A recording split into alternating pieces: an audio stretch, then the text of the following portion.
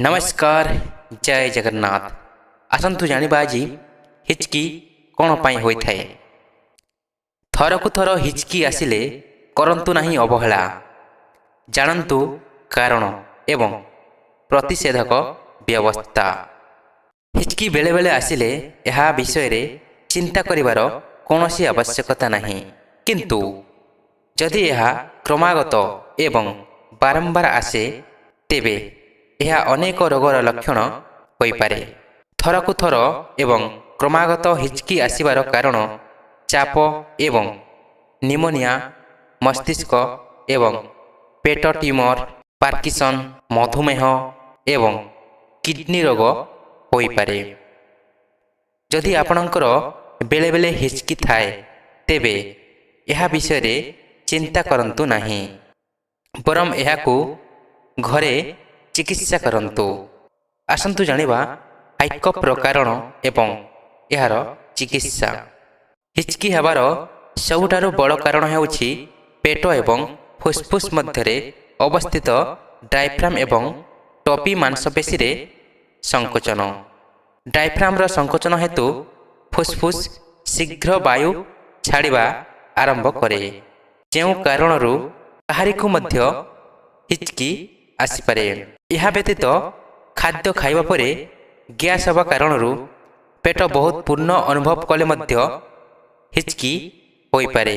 वैज्ञानिकଙ୍କ अनुଯାयी पाचन किंबा श्वासनळीरे अत्यधिक हलचल एवं विशृंखला हेतु जड़े व्यक्ति रे हिचकी सृष्टि करिपारे। गरम एवं मसलायुक्त खाद्य खाइबा द्वारा मध्य हिचकी होइपारे। आसंतु जानिबा हिचकी आसिबा परे एही घरोई उपचार करंतु, तुमको निश्चय आराम मिलिबो। पानी पीले हिचकी बंद हो जाए। जिते बेले भी तुमरो हिचकी हेउछि तुरंत पानी पियंतु। हिचकी को बंद करिया पई नाक बंद करंतु एवं पानी पियंतु। किछि समय मध्यरे हिचकी निश्चय बंद हो जिवो। महुरे करंतु हिचकीर उपचार। हिचकी आसिले महू खाइबा द्वारा हिचकी बंद हो जाए। महू स्नायु प्रणाली को सठिक भाव में काम करिबारे साहाय्य करे। चीनी खाई मध्य हिचकी बंद करि परिबे। चीनी हिचकी पाई सर्वपुरातन प्रतिकार बोली विवेचना करा जाए।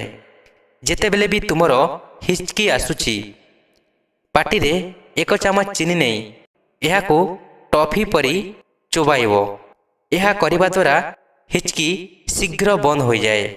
लेंबू एवं चीनी मध्यरे हिचकीर चिकित्सा। जदि हिचकी हेतु हृदय जल्दी जल्दी आघात पाए तेबे लेंबू एवं चीनी व्यवहार करंतु। लेंबू को दी भागरे काटी एक अंश रे चीनी छिंचंतु एवं यहाकू चोबांतु।